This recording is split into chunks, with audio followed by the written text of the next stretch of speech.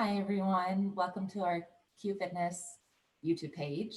My name is Sophia, and today I really want to talk to you guys about low back pain, some of the possibilities of what's causing it, especially if you're being seated at home for a long period of time. And then what are some of the things that you can do to be sure that you're mobile and your back feels better? So check it out. If you're seated for a long period of time, the proper mechanics of your body, let's talk about it. These are your quads on the top, you have hamstrings on the bottom. Yes? When you're seated, because everything works in synergy, if one is long, the other one's short, vice versa.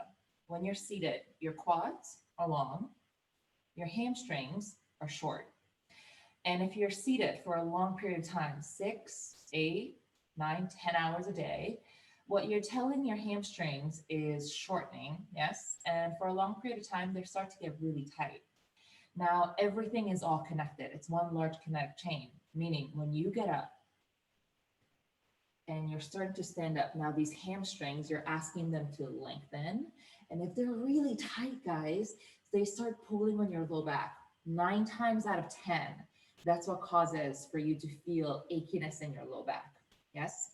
If you've ever taken a long trip on an airplane, you already know that it's very, very important that you get up and you move, right? And we kind of forget about that being seated at home.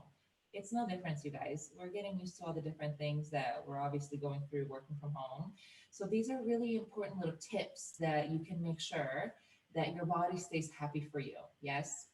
Some of the things that you can do to make sure that your hamstrings do stay open is stand up almost every 2 hours. I highly recommend a wiggle session. You can set your alarm on your phone or watch, doesn't matter. And wiggle session meaning move around, get those guys nice and long, breathe a little better. That allows your body to make sure that it has proper circulation through. Also, if your hamstrings are already really tight, you want to be sure to elongate those guys. A couple forward folds, right? These hamstrings are getting nice and long.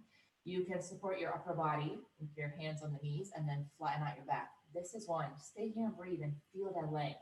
Then as that's starting to get a little easier, start to fold all the way down. And one thing is to really important to remember is that notice how my knees are gently bent, right? They're not hyper locked out because if I'm locking out my joints, that's going to put a lot of pressure to the knee joint. And that's not our goal. We want to make sure that our hamstrings, your tendons, your ligaments are nice and mobile. Your head weighs anywhere from 12 to 16 pounds. That's pretty heavy, you guys. So when you get here, make sure that your head is really nice and relaxed, which means that you're decompressing your spinal structure. You're releasing some of the pressure from the low back that we automatically put in. You're elongating through your hamstrings.